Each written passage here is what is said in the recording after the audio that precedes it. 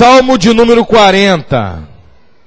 Salmo de número 40.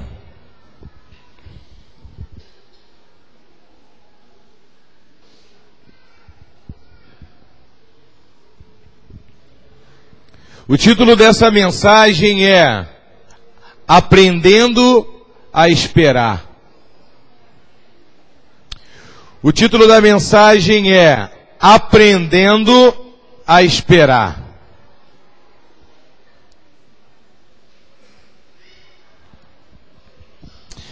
Nós vivemos numa época em que as pessoas não sabem mais o que é essa palavra esperar. Nós vivemos numa época em que as pessoas não têm paciência mais. Quando eu queria falar com alguém, eu tinha que ir até a casa da pessoa quando eu era adolescente. Eu tinha que ir falar com a pessoa, esperar ela chegar do trabalho, esperar para poder eu comunicar. Se fosse muito importante. Se eu quisesse ligar para alguém, eu teria que ir para um orelhão, enfrentar uma fila com várias fichazinhas na mão. Mas um adolescente não tem dinheiro para nada, irmão. Adolescente é duro, a gente sabe disso. Então não tinha nem ficha. Então se eu quisesse falar, eu tinha que esperar. Hoje, quando eu quero falar com alguém, eu mando uma mensagem de texto. Se eu estiver muito ocupado, eu mando um áudio. E se eu mandar um áudio de WhatsApp, o áudio demorar 10 segundos para baixar, ficar aquela bolinha, já me dá uma gastura. Não é isso? Eu já fico nervoso, eu fico, meu Deus, que internet porcaria. Então, quanto mais a gente tem, mas esperar até a noite para falar com alguém, demora muito mais do que esperar 30 segundos o áudio baixar. A questão toda é que nós não temos pressa porque nós estamos ocupados ou queremos ser útil lá na frente. Nós estamos com pressa porque estamos com pressa, sem motivo e sem nada. Nós somos uma geração impaciente e esquecendo que o Deus de 2000 anos atrás, que entregou o seu filho para morrer na cruz do Calvário, é o mesmo Deus hoje. Há 2000 anos atrás não tinha nenhum WhatsApp, não tinha nenhuma tecnologia. Esse Deus, o nosso Deus, não se adapta ao que nós achamos certo a um tempo humano. A tecnologia, ela nos poupa tempo para sobrar mais tempo para algo útil e eficaz. E não sobrar mais tempo para gastar mais tempo. Porque quanto mais tempo você consegue economizar, é porque você quer gastar mais tempo com uma outra coisa. E aí nós entramos num ativismo exacerbado. Nunca vivemos uma época em que as pessoas vivem uma condição de que elas não conseguem sentar para ler um livro. A pessoa que não consegue sentar para ler um livro é uma pessoa que já está ficando doente na sua mente. Já está com a síndrome do pensamento acelerado. Pessoa que não consegue, fica pensando o tempo todo em alguma coisa e não consegue parar e concentrar o seu pensamento para refletir sobre uma ideia, sobre um parágrafo de um livro. Então essa pessoa, a nossa geração está adoecendo por causa disso. O que é a ansiedade? A ansiedade é uma carga grande, é uma quantidade maior do futuro no nosso presente. A ansiedade é muito do futuro em nós. Isso é ansiedade. Você não dorme direito, você não acorda cansado, você envelhece mais rápido, você quer que o futuro aconteça rápido. Você quer que tudo aconteça muito rápido. Isso é ansiedade. É ter muito do futuro agora. O que é a depressão? A depressão é ter muito do passado agora. O que é o estresse? O estresse é ter muito do presente agora. O estresse, viu a diferença? A ansiedade é muito do futuro. A depressão é muito do passado.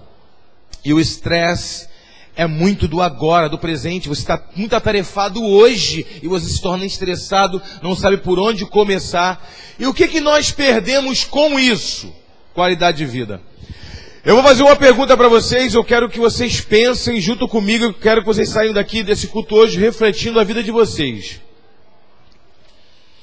Se Deus desse para vocês hoje, falasse para vocês todas as promessas que eu tenho para você, tudo que eu tenho para você, eu vou minimizar, eu vou diminuir, eu vou apertar, mas vai se cumprir tudo. No espaço de 25 anos, você tem 12. mas com 37 anos de idade você vai morrer. Mas eu prometo que tudo, eu vou tirar as doenças, você não vai perder nem um segundo no hospital. Você não vai perder nem um segundo indo tomar uma injeção, uma benzentacil, nada disso. Eu vou minimizar a sua vida só em coisas boas, e eu vou fazer dentro desse espaço só coisa boa acontecendo na sua vida.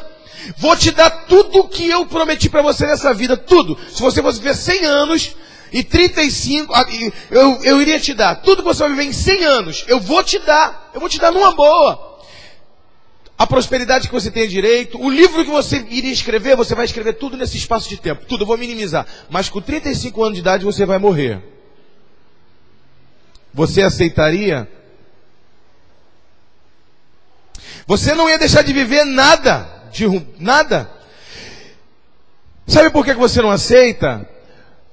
Porque isso tudo faz parte da sua existência. Ela não é a sua existência. A sua existência é viver até os 100 anos, exemplo, até os 100 anos, e as coisas acontecerem na sua vida no tempo adequado, e a sua vida tem sabor. A tua vida, as coisas acontecem na hora certa, tem sabor. Você é surpreendido com a notícia boa, depois de um dia de notícia ruim. As coisas vão acontecendo. Augusto Cury chama isso de o espetáculo da vida. A vida está acontecendo. A vida é um espetáculo. Se você está sentado aqui agora, nesse culto assistindo, você tem que aproveitar esse momento. Não olhar no relógio esperando o que você vai fazer quando chegar em casa. Quando você chegar em casa, tem uma outra etapa da sua vida. Aproveite, libere a sua mente agora e comece a viver o que você está vivendo agora. Viva o seu hoje agora intensamente. E aí você vai ter menos estresse, você vai se libertar do passado. Quando o futuro vier, ele veio. Você não tem como fugir do teu futuro. A única forma que você tem como fugir do seu futuro é você morrer. Mas não tem como você fugir do futuro, ele vai acontecer. Mas se você viver uma vida de qualidade agora, o hoje, viver com qualidade agora, o futuro vai chegar com muito mais qualidade e no tempo certo, e a sua vida não vai passar. Quando eu vejo meus filhos chorando, gritando, eu penso, quando eles estiverem quando as duas menorzinhas tiverem pelo menos da idade da preta e da branca, pelo menos já vai estar tomando banho sozinho, pelo menos já vai estar se arrumando sozinho, pelo menos já vai estar, é menos trabalho. Só que quando ela tiver da idade da branca, eu já estou com 10 anos mais velho. Então eu tenho que curtir eles pequenininho agora, porque eles estão inseridos dentro do meu contexto de vida. Cada coisa vai acontecendo e se desembrulhando no seu tempo, e isso é o espetáculo da vida que está acontecendo agora. Quem está entendendo? Só que as pessoas não têm paciência para mais nada. Eu quero pregar sobre isso, sobre esperar, sobre paciência. Vamos lá. Esperei com paciência no Senhor. Ele se inclinou para mim e ouviu o meu clamor.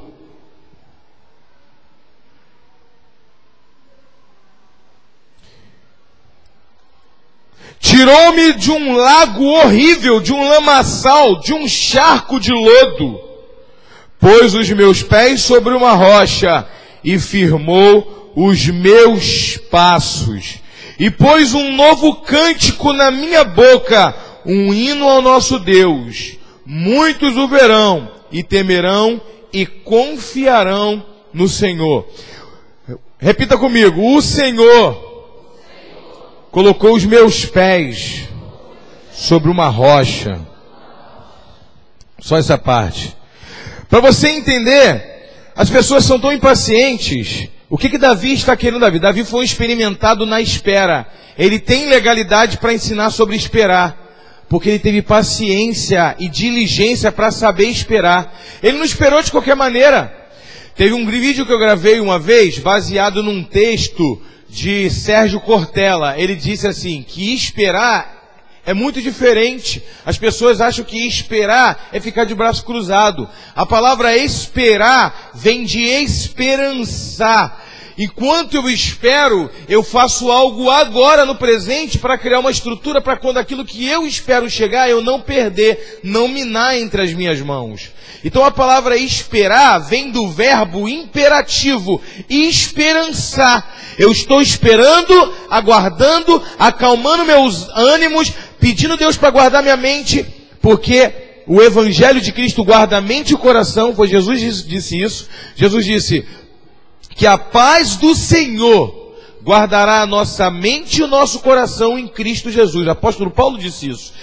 Guarda a mente e guarda o coração. Libera a nossa mente de todo estresse, de toda ansiedade. Nós curtimos o que nós temos agora. Seja um casamento defeituoso, seja filhos que não estão tão obedientes, seja um emprego que não é tão bem remunerado, seja uma luta que você esteja passando, faz parte do processo da sua vida. E se faz parte da sua vida, não pode ser desprezado.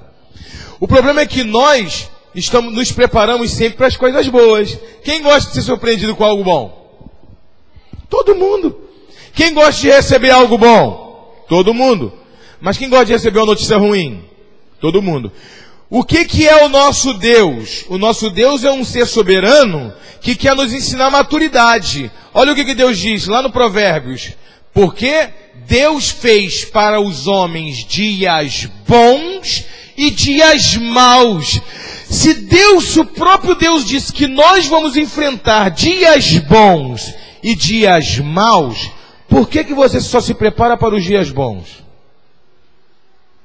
Por que os dias maus te abalam e te deixam desestimulado? Por que você não cria maturidade para se preparar também para os dias maus? Por que você, por exemplo, quando está dentro de casa, não sabe como que o seu marido vai chegar? Se ele é temperamental, não sabe como é. Tu já não se prepara para o dia mau. Se hoje for o dia mau que o teu marido quiser chegar atribulado, você já está preparado para vencer o dia mau. Amanhã, quando ele chegar com flor, só vai ser uma surpresa agradável. Por que você não se prepara para o dia mau? Um dia de trânsito, de chuva, tudo parado. Por que tu não se prepara para os dias ruins também? Quem já enfrentou fila de banco aqui? Eu quero pregar a palavra, eu estou dando algumas ilustrações para ilustrar o que passa em Davi. Eu vou falar de Davi de novo. Para ninguém dizer, o apóstolo não está pregando a palavra não, está contando historinha. Eu estou querendo abrir o entendimento de vocês, para vocês compreenderem o texto bíblico. Quem já enfrentou fila de banco? Mesmo sabendo que é para receber o teu salário, quando o banco está lotado, você se fica na fila do banco, e aí fica todo mundo quieto. Daqui a pouco uma pessoa começa a balbuciar, falar baixinho assim. Meu Deus, que desorganização, que não sei o que, aquilo outro. Uma outra pessoa ouve a outra pessoa balbuciar e fica falando. É mesmo, que desorganização, isso é um desrespeito, isso, aquilo outro. Aí ela vê que a outra está prestando atenção no que ele está falando baixinho, ele fala um pouco mais alto. Daqui a pouco eles estão conversando. Eles começam a conversar com pessoas que eles nunca viram na vida. E começam a bater papo, só diálogo negativo dentro do banco. E olha que eles estão para receber. Eu não digo nem quando a fila é para pagar conta. Porque aí, meu irmão, como é que é? Aí começa pro gerente. Um dia eu estava na fila do banco aborrecido, irritado como uma dessas pessoas. Eu comecei a bater o pé assim, e ficar falando, a minha alma querendo murmurar, reclamar. Até que eu senti Deus falando comigo. Não ouvi uma voz vindo do céu, Davi, não. Mas eu senti Ele falando no meu espírito. Davi, o que você vai fazer quando você sair desse banco agora? Eu não tinha nada para fazer. Então por que você está com pressa? Fica na fila do banco. Deixa a vida acontecer. Você pode encontrar com uma pessoa aqui no banco, você pode encontrar uma pessoa que você nunca mais viu, preste atenção no ambiente ao seu redor, de repente o caixa do banco pode ser a ovelha da sua igreja amanhã depois, o gerente do banco também, absorve o ambiente, tira o ensinamento, olha, tem vídeo, olha, pega um panfleto desse, lê, pega um livro, leva para a fila do banco. Essa fila faz parte da tua existência e você vai ter que encarar ela. Você está entendendo? Agora eu já reparei também na fila do banco que tem pessoas que até a metade da fila desiste e vai embora. Eu lembro que quando eu era garoto, minha mãe tem um dom. O dom da minha mãe é o dom da paciência, irmão. A minha mãe é uma pessoa paciente. O mundo está desabando ao redor dela. Eu nunca vi, irmão, minha mãe sem paciência. A minha mãe tem uma excelente qualidade. A minha mãe, não é porque é minha mãe não, irmão. Não é porque é minha mãe não. A minha mãe sempre foi uma excelente mãe. Para cuidar com remédio, com tudo isso, com carinho, tudo mais. E a minha mãe sempre foi paciente. Quando eu era criança, eu entornava copo 300 vezes, 400. Minha mãe nunca me bateu porque eu entornei um copo de leite. Minha mãe nunca me bateu porque eu entornei um prato de comida. Minha mãe nunca me bateu. Minha mãe já me bateu com uma arte que eu fiz muito grande, mas para disciplinar. A minha mãe não é de bater. Minha mãe sempre foi tão paciente. Calma, gente, tudo vai se resolver. A minha mãe sempre foi assim. Não é porque ela está velha hoje, envelheceu hoje, não. Idosa, né? Velha não, velha é o diabo. Não é que minha mãe está idosa hoje, não. Minha mãe sempre foi assim, desde que eu era garoto. Muito tranquila e muito paciente. E aí um dia, um tempo atrás eu fui, só pra você ter uma ideia, dei um tapa na preta. Ela falou assim, como é que pode? Tem uma mãe tão boa, sai você. Como que pode, pai? Eu fico tentando entender. Uma pessoa tão boa igual minha avó, saiu o senhor. Minha avó nunca bateu. A minha avó batia no senhor, pai? Eu falei assim, não. Então por que o senhor faz isso? Você tem uma ideia. Você está entendendo? A minha mãe é desse jeito. Quando meu pai faleceu, eu tinha 17 anos de idade. Então minha mãe era separada do meu pai, mas ela era casada no papel.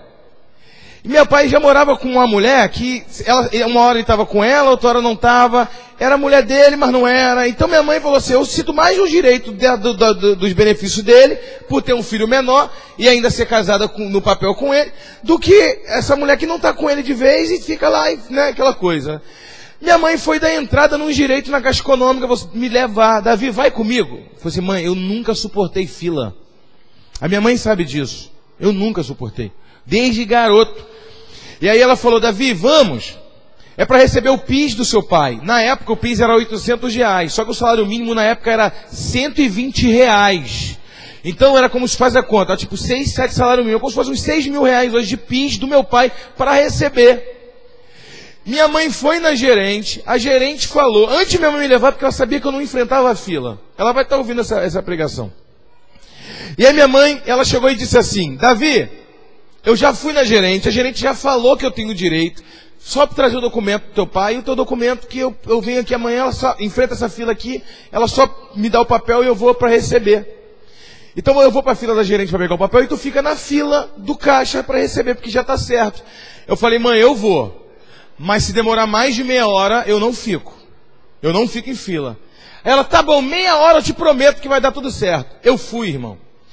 Com meia hora de fila, estava na metade da fila, eu olhei para ela, estou indo embora. Aí ela, você não, Davi, já está acabando. Eu falei, estou indo embora, mãe. Peguei e fui embora. Minha mãe ficou na fila do banco, ela não acreditou que eu tinha ido embora. Eu fui embora para casa. Quando eu cheguei em casa, minha mãe estava em casa. Meu filho, a fila andou rapidinho depois que você saiu, com a paciência dela, irmão. Eu peguei, fui lá, minha mãe falou, amanhã vamos comigo, filho. Vai ser rápido e tal. Eu já estou com o papel aqui que a gerente já me deu. Beleza. Aí minha mãe foi na frente, irmão, para eu ir depois. Quando nós chegamos lá, para receber o dinheiro, o cara do caixa falou assim, uma senhora esteve aqui há 2 horas atrás e recebeu o dinheiro todo, a minha madrasta. Ela foi lá na frente, 1 hora, 2 horas antes, naquele dia, e recebeu o dinheiro todo. Eu merecia tomar um tapa bem dado no meio da orelha, irmão. A minha mãe não deu. Eu falei, só tá com raiva, mãe. Dinheiro, depois Deus dá, filho. E fui embora para casa como não tinha acontecido nada. R$6.000 ela perdeu da tarde, porque um garoto mimado não quis ficar na fila. No outro dia, eu cheguei 2 horas da tarde no banco, Meio-dia, a mulher tinha passado lá e recebeu tudo, o dinheiro todo, porque ela também tinha os documentos do meu pai. Você está entendendo? Ela foi lá e recebeu. Então, a impaciência nos faz perder coisas. Mas sabe por que que eu perdi? Eu perdi porque eu não tinha maturidade. Eu perdi porque eu não tinha paciência, porque eu não tinha maturidade, porque eu era dengoso, porque eu não tinha, e nós perdemos. Agora vamos encaixar isso dentro de um padrão de hoje, você, sendo um adulto, quantas coisas você perde porque você não tem paciência de esperar? Você faz isso com Deus. Talvez você até me julgou dizendo assim, se fosse eu, aquilo outro. Minha mãe, na época, sem ser crente, ela teve muito mais consciência do que talvez alguns de vocês aqui. Sabe por quê? Porque ela respeitou de eu ter perdido meu pai há 3 meses atrás. Você está entendendo? Então, existe uma complexidade na mente de um jovem quando perde um parente, uma pessoa que é importante para você. Ela teve consciência disso. Então, ela achou melhor perder o dinheiro do que me abalar mais ainda, me prejudicar mais ainda. Mas olha quantas coisas nós perdemos. Deus olha para a gente e Ele diz, olha, eu não vou brigar contigo por causa disso. Eu não vou te recriminar por causa disso. Mas você provou para mim que você é imaturo. Você não merece o que eu tenho para você ainda. Você é dengoso e imaturo. Você pode até abandonar a fila na metade, mas quem vai sair perdendo é você. Deus tem coisas para mim e para você. E quando você diz, eu vou sair da igreja, as coisas demoram a cumprir, está próximo de você receber. Você vai abandonar a presença do Senhor? Vai ter que voltar para a fila amanhã de novo, porque só tem um caminho, a salvação eterna. E eu te digo ainda que dentro desse contexto de fila, é melhor você morrer na fila, hein? Do que morrer fora dela. Quem está entendendo? Glória a Deus pela sua vida.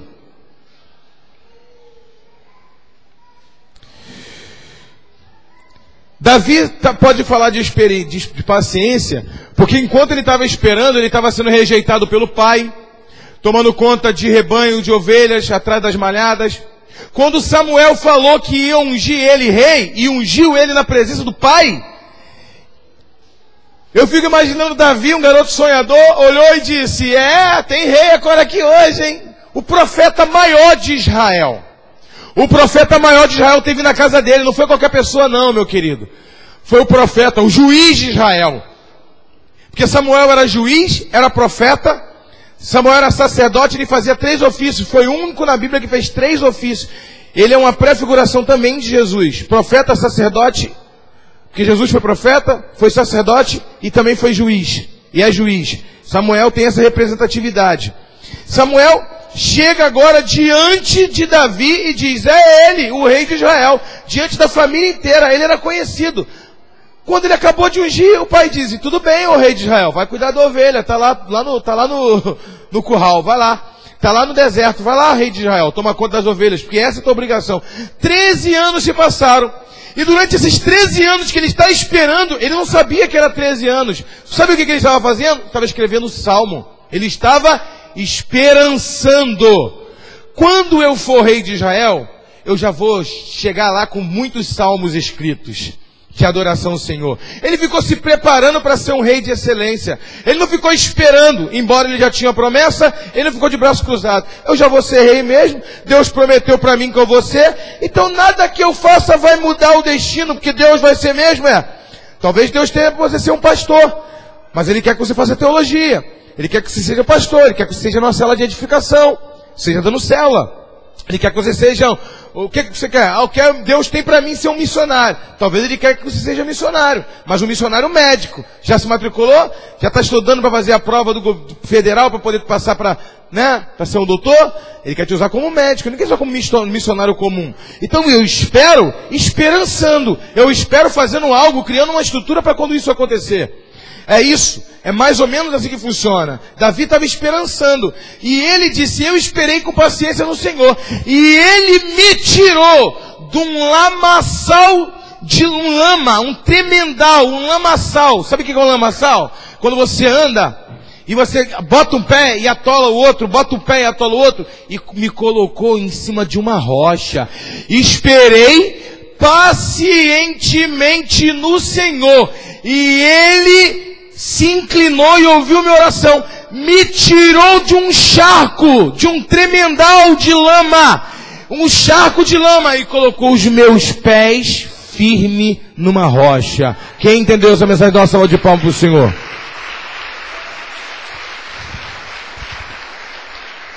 Dá mais uma salva de palmas, só para poder dar tempo de eu ler aqui.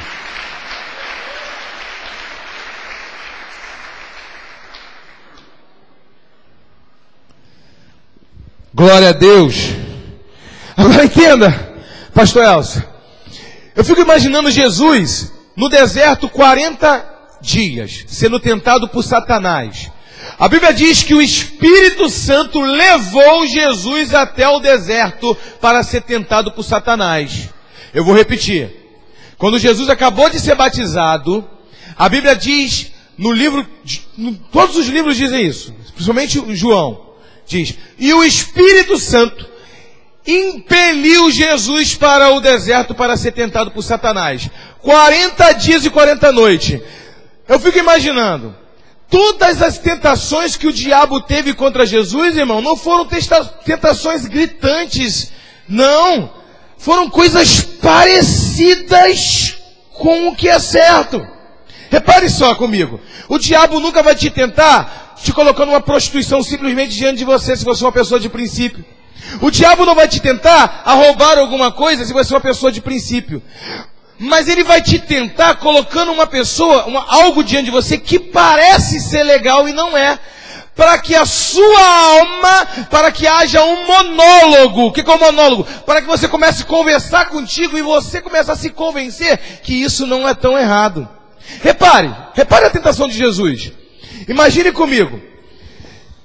Se você é Deus, tem poder, está passando fome, como um corpo humano, já está 40 dias com fome. E aí o diabo aparece e diz, se você é filho de Deus, transforma essa pedra em pão. Jesus poderia dizer, de fato, se eu transformar essa pedra em pão, não é pecado. Porque se eu tenho autoridade para poder transformar essa pedra em pão, é porque meu pai me deu. E se ele me deu, é para ser usado. Eu estou com fome, eu tenho que deixar de ser religioso, sabe? Às vezes a gente tem que usar o que Deus nos deu mesmo. Eu vou transformar essa pedra em pão. Não seria muito fácil de Jesus fazer isso? Então, a tentação de Jesus foi mais difícil do que vocês podem pensar. Porque é um truque do diabo. Se o pão estivesse na mesa de alguém e o diabo dissesse, tá vendo aquele pão ali? Pega, rouba ele e come, já seria na cara. Mas quando ele mandou transformar a pedra em pão, ele estava querendo fazer um truque para a alma de Jesus convencer ele a burlar um princípio. Quem está entendendo? Depois que ele começa a te convencer a burlar um princípio, aí ele te leva às coisas menos temorosas, coisas que você vai fazer, que o temor vai indo embora. Segunda coisa, leva ele até o pináculo do templo e diz, usa uma passagem bíblica para respaldar que não é tão errado. Ele diz assim, olha aqui que está escrito, pula daqui de cima, porque darás ordem aos anjos ao seu respeito e eles te segurarão. Não deixará que o teu pé tropece. Essa palavra vai se cumprir em você. Talvez vá se cumprir agora. Tu não é o Messias? Esse salmo não é messiânico? Esse salmo não está dizendo que o Messias não vai ser tropeçado porque os anjos do Senhor darão ordem ao seu respeito? Então se lança daqui.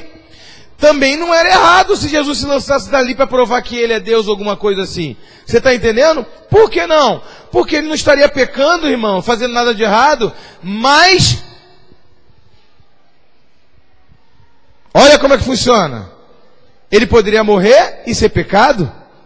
Ele suicidou? E se ele usa o poder dele para se jogar dali de cima e o anjo segurar ele, ele está exercendo um poder que ele se esvaziou desse poder quando veio como homem. Ele estaria burlando um princípio de expiação e de propiciação de pecado. Mas ele não estaria pecando, porque ele é Deus mesmo.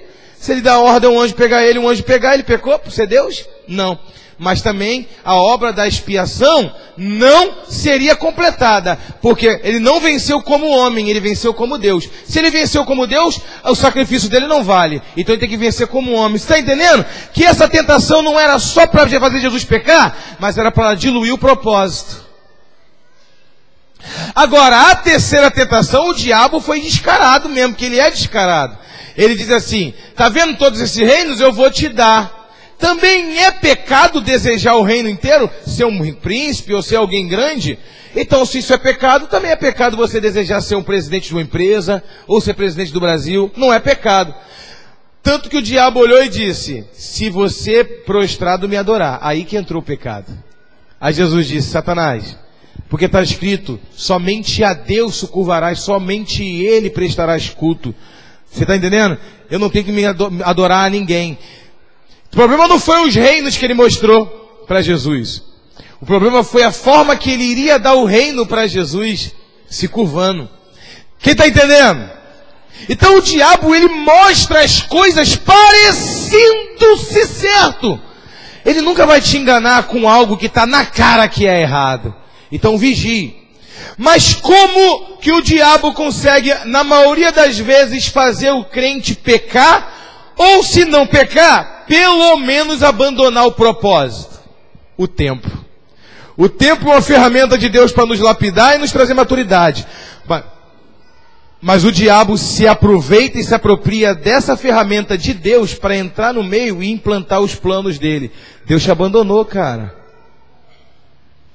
Tu acha que Deus está contigo? Se ele estivesse contigo, ele já teria feito. Eu prefiro viver até 100 anos, com todas as promessas, acontecendo coisa boa, coisa ruim, coisa boa, coisa ruim.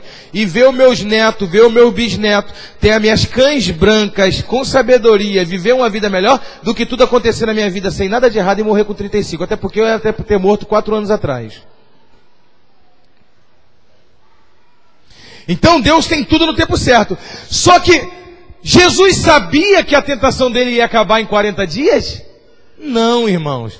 Quando você lê a Bíblia, agora você sabe, Jesus foi tentado 40 dias. Não tinha ninguém falando no ouvido de Jesus, Jesus, suporta mais um pouquinho, falta só meia hora, daqui 40 minutos o anjo vai te servir. Não tinha não.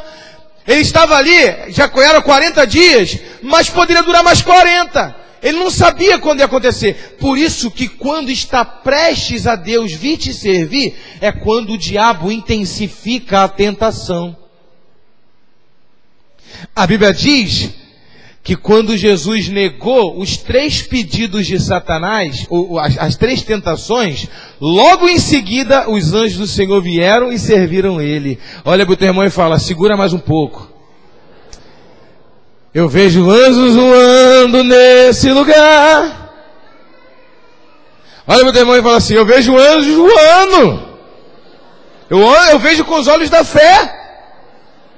E está trazendo a resposta para você. Uma salva de palmas para o Senhor.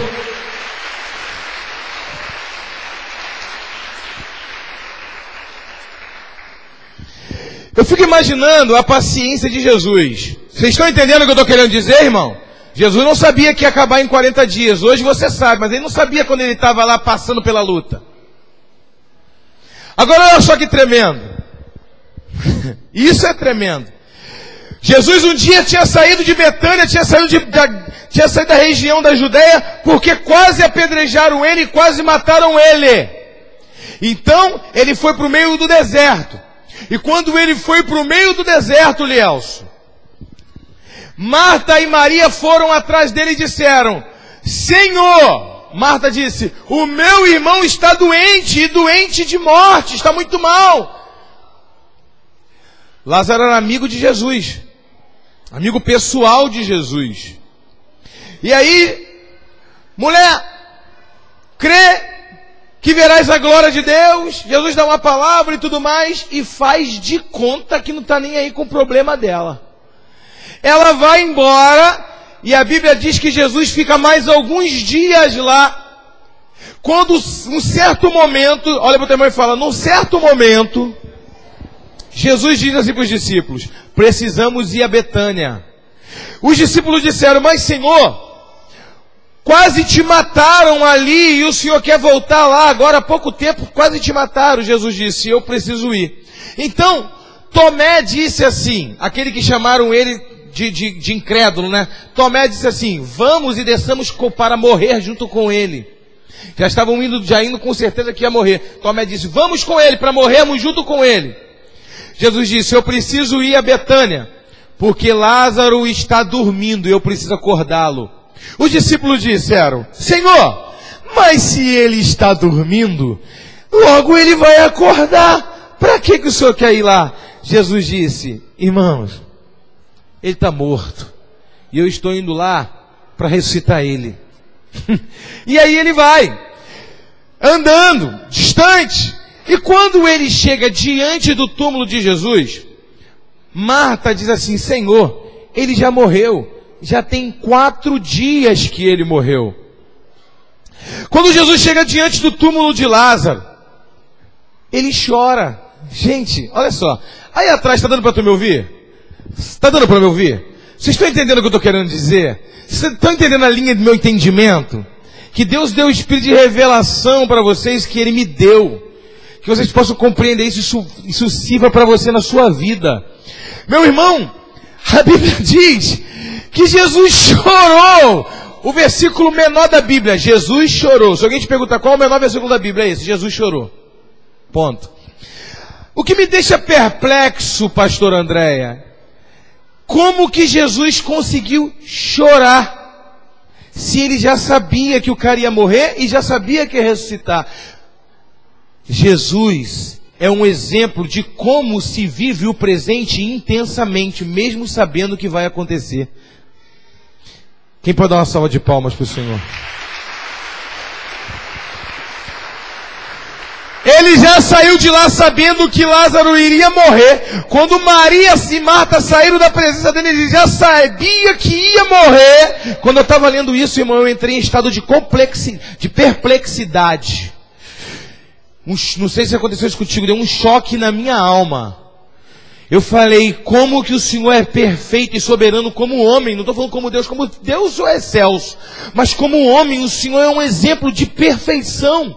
Quando eu comecei a ler esse texto, e Deus começou a falar comigo: olha, eu já sabia que ele iria morrer. Antes, quando Marta chegou para falar comigo, eu já sabia o que ela iria falar. Ela foi embora.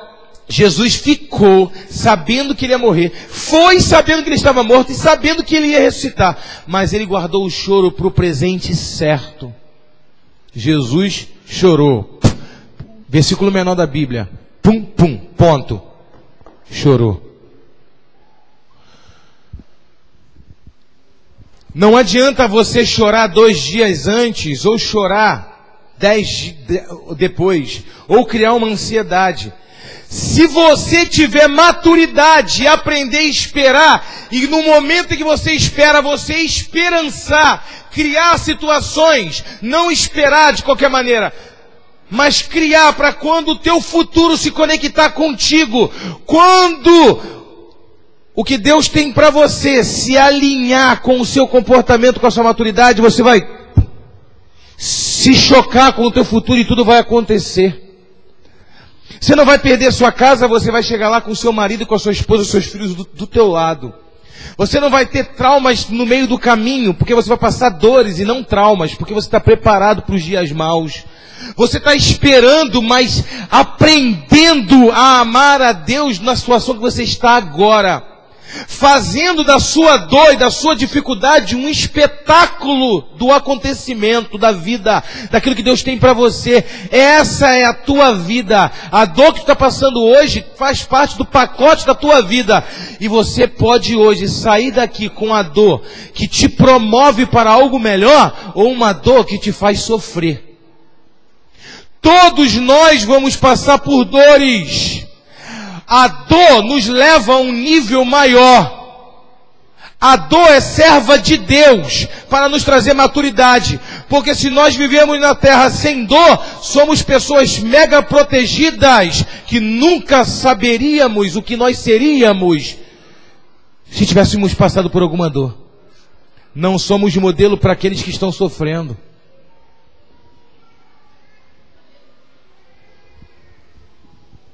Agora, quando você sofre uma facada, uma dor na hora, quando você sofre uma dificuldade agora, e você supera isso, você avança para um outro nível e passa a ser modelo para aqueles que estão sofrendo, cria uma maturidade para ser tudo que você nasceu para ser. Mas se você ficar alimentando a dor vira um sofrimento, em vez de te levar para outro nível. Quem está entendendo? Então dá uma salva de palmas para o Senhor Jesus. Glória a Deus. Glória a Deus, irmãos, por tudo que nós passamos. O desemprego que você está vivendo hoje está gerando um empresário em você. Você nunca parou para pensar na tua mente. Tá? Pensar na mente é diferente de pensar balbuciando. Eu não quero ser redundante aqui. Tem gente que pensa falando um monte de besteira e começa a balbuciar e murmurar. Você começa a pensar aqui, na sua mente, aqui dentro de você. O que eu posso fazer para me tornar um homem rico, uma mulher rica, para ganhar dinheiro? E tu começa a criar ideias. A luta e o desespero financeiro pode gerar em você um empresário. Então tudo é para contribuir para o seu crescimento. Davi disse, eu tenho que aprender a esperar, porque a tiradeira que eu estou usando hoje para espantar os lobos do deserto, é a mesma tiradeira que vai me promover diante do gigante. Eu tenho que aprender a usar bem essa tiradeira. Esperei com paciência no Senhor. Eu estava num charco de lama. Na minha mente, ele está usando uma metáfora. Ele não estava num charco de lama. Ele está querendo dizer, eu não conseguia ver um futuro na minha frente, mesmo Deus dizendo para mim, você é o rei de Israel. Parecia que eu tirava um pé, atolava no outro, tirava um pé, atolava no outro, tirava um pé, atolava o outro. A minha vida parece que não anda. E Deus me tirou de um tramendal de lama e me colocou sobre a rocha. Se você está vivendo uma vida hoje, irmãos, como se estivesse num tramendal de lama, espera pacientemente no Senhor, não saia da fila, Deus vai te colocar seguro, e Ele vai, irmão, te dar conquistas sólidas, que ninguém nunca mais vai tirar de você. Uma salva de palmas para o Senhor.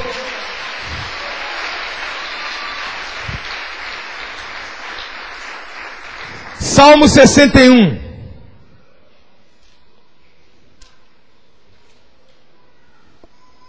Salmo de número 61.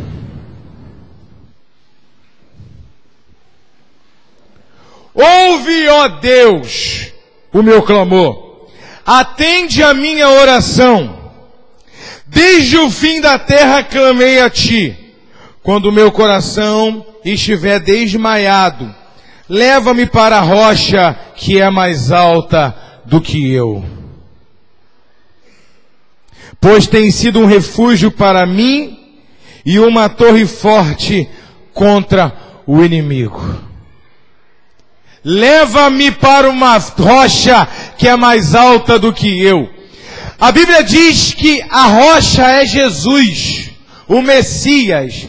Essa rocha que o Senhor nos coloca em cima dela, Davi era profeta. E mesmo quando ele estava escrevendo um salmo, ele estava sendo inspirado por Deus. Quando ele diz, me tirou do lamaçal, me colocou sobre uma rocha, me colocou num lugar seguro, a promessa que o Messias tem para mim vai me manter lá, seguro. Quando você está no lamaçal, num tremendal de lama, parece que a tua vida não anda, mas tu está esperando pacientemente no Senhor.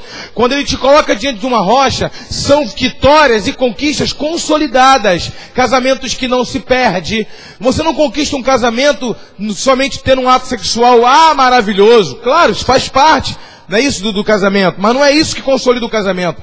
Não é a comida gostosa que você faz que consolida o casamento, embora quem ama faz tudo com excelência, mas não é isso.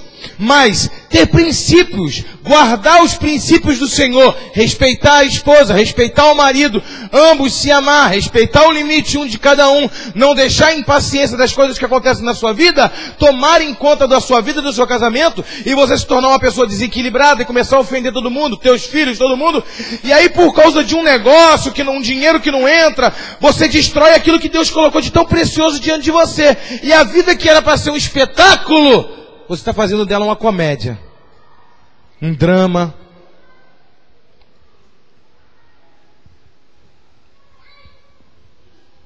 Por quê? Porque você não deixa as coisas acontecer no tempo do Senhor.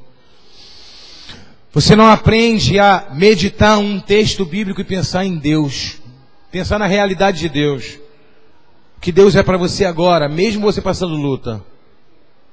O que você tem de bom? Fixa os seus olhos, os seus pensamentos no que você tem de bom agora, no meio de todas essas dificuldades. Teu filho, Deus, o teu trabalho, a tua saúde ainda, né? Está intacta. Foca no que já tem de bom.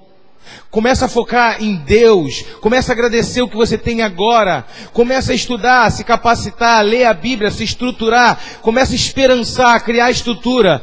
E deixa Deus preparar o seu destino. Se você esperar de braço cruzado, o teu futuro nunca vai chegar. Dormir e acordar não é um futuro que chegou. Dormir e acordar até um animal faz.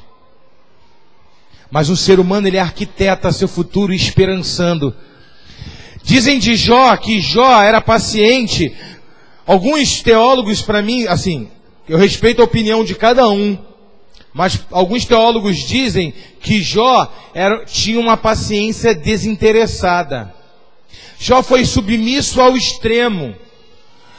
Que Jó se entregou de maneira passiva. Jó não tinha uma paciência desinteressada e passiva. Jó contava com a misericórdia do Senhor. O tempo todo que ele estava passando luta, ele sabia que Deus uma hora ia tirar ele dali. Ele não estava sem objetivo. Embora as pessoas olharam para ele caído, jogado às traças, coçando seu corpo com caco de... As pessoas, olha, ele se entregou às tralhas. Mas no interior dele, ele estava contando com a misericórdia de Deus instantânea. Em algum momento Deus vai me tirar dessa situação. Ele não foi passivo e indiferente ao que ele estava vivendo, não.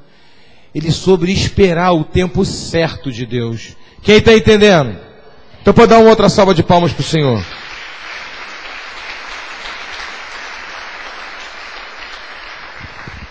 Agora sabe o que Davi, quando ele escreve o primeiro salmo, ele era um garoto. Quando ele acabou de ser promovido, ele disse: esperei pacientemente no Senhor, e ele me tirou de um lamaçal e me colocou sobre a rocha. Mas quando ele escreveu o 61, ele já estava consolidado. Sabe o que ele quis dizer? Deus me colocou sobre uma rocha que é mais alta do que eu. Sabe o que ele quis dizer? O inimigo de Israel é mais forte do que o povo judeu. Você tem que entender a linguagem idiomática. Eu já falei sobre isso aqui.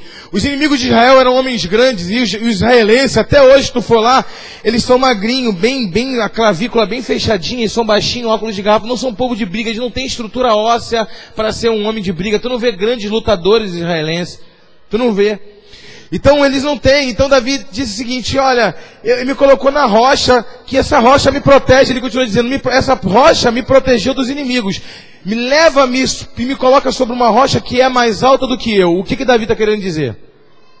Quando o inimigo vem para diante de mim, ele é mais forte do que eu, porque ele é mais alto do que eu, porque ele é mais forte do que eu. Mas quando eu estou em cima da rocha, eu sou mais forte do que ele.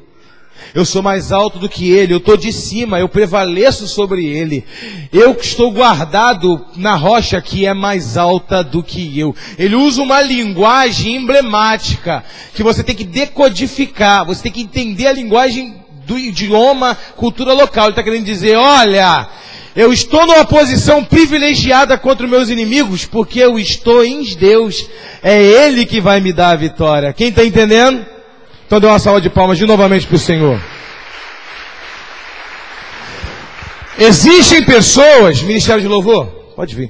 Existem pessoas que fazem de Jesus uma rocha provisória.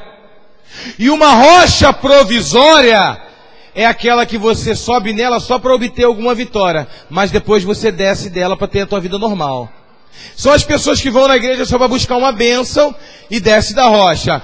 De uma bênção e desce da rocha. Só que a rocha, ela nos torna maior do que o nosso inimigo. Mas quando nós descemos da rocha, nossos inimigos são mais fortes do que nós. Quando você está em Jesus, tu é mais forte que o diabo, tu é mais forte do que qualquer um. Mas se você sai da rocha, o diabo é mais forte do que você, porque ele tem legalidade para vir te atacar.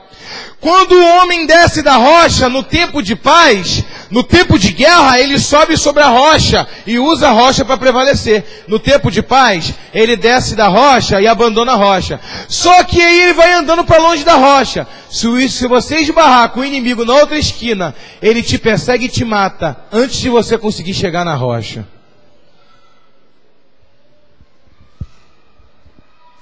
Quando você pensar que está tudo bem, que o teu casamento está bem, que a tua família está bem, inclusive você tem dinheiro, você é próspero, é empresário, sei lá, tem uma vida muito bem sucedida, está tudo dando certo para você, e você está longe da rocha. Mas quando o inimigo vier te atacar, além de lhe tirar teu casamento, tua família, tua saúde, ele ainda leva tudo que você tem como despojo. Como?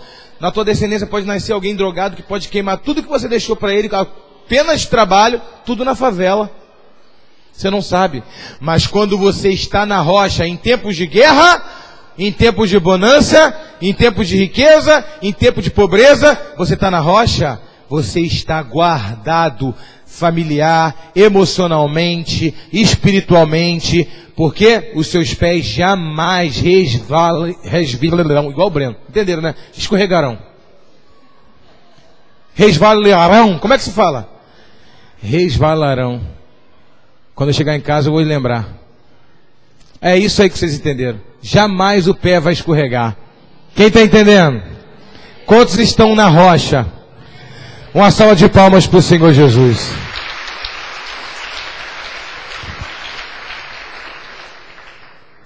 Eu quero fechar essa mensagem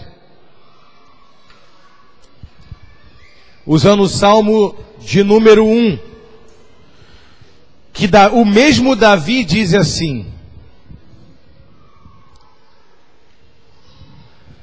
bem-aventurado o homem que não anda segundo o conselho do ímpio, nem se assenta na roda dos escarnecedores, da roda dos zombadores. Ao contrário, o seu prazer está na lei do Senhor, e nela medita dia e noite.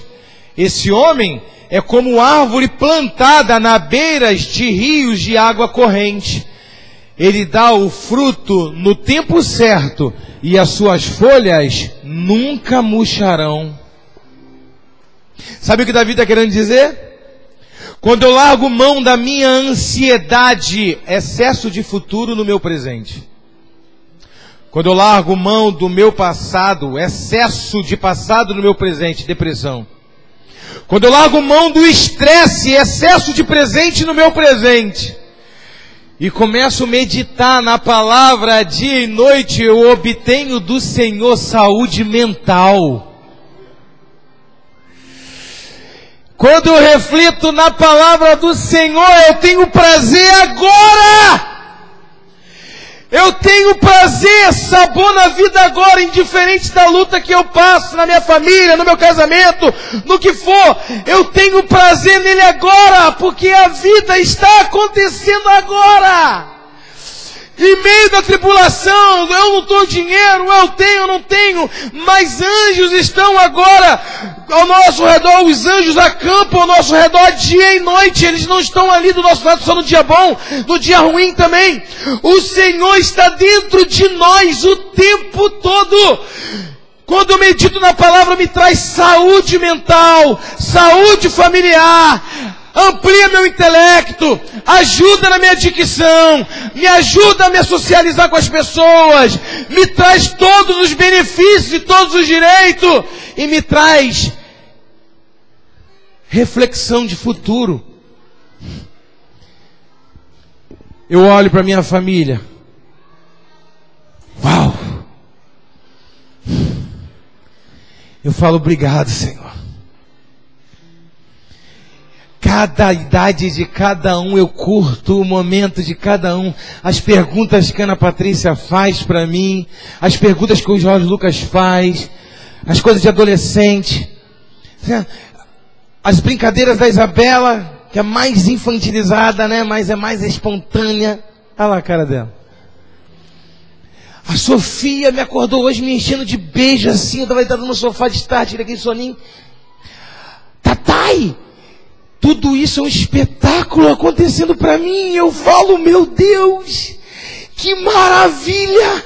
Isso está acontecendo e eu estou vivo para ver isso. Quantos homens querendo ter dinheiro a qualquer custo, sem ter estudado, sem ter trabalhado, sem ter se estruturado para isso. Quiseram assaltar para ganhar um dinheiro mais rápido, e os filhos hoje não podem acordar ele no sofá. A vida passou, o objetivo de uma só, eu troco tudo por isso. Ele não conseguiu ver um espetáculo. O meu time perdeu de 3-0 ontem. E eu paguei para isso.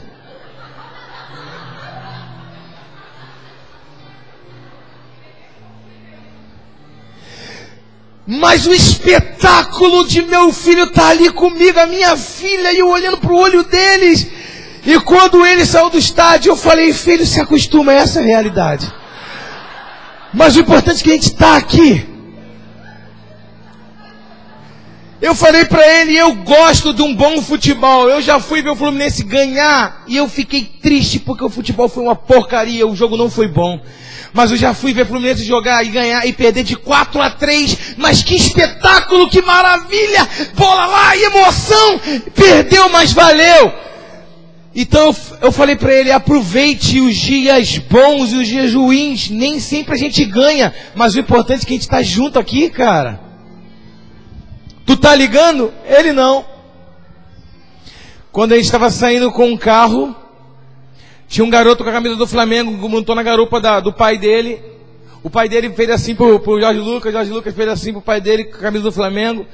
O garoto fez assim, quando o pai virou pra frente, o garoto fez sinal de dedo pro Jorge Lucas fez assim pro garoto. Ele venceu no futebol, mas perdeu no ensinamento. Da socialização, do respeito do ser humano. Então mesmo numa derrota eu posso tirar ensinamento para o meu filho. Não sair reclamando, não sair gritando com ninguém, dizendo, ai, aquilo outro. Nada, eu só fui assistir uma partida de futebol. Mas a minha família estava ali. Não tinha um amante comigo. Eu não estava com a garrafa de cerveja na mão. Eu não estava com um cigarro na mão. Eu não comecei a xingar palavrão. Eu estava ali com a minha família assistindo futebol. Quando eu voltei para casa, minha família estava lá me esperando. Os outros integrantes. Quem entendeu? Espere pacientemente no Senhor. Porque esperar no Senhor é esperar sem sofrer dano. É melhor do que você dar um passo além da perna e perder sua vida, sua saúde, sua família, perder a tua salvação. Espera no Senhor. Quantos estão dispostos a esperar no Senhor? Dê uma salva de palmas.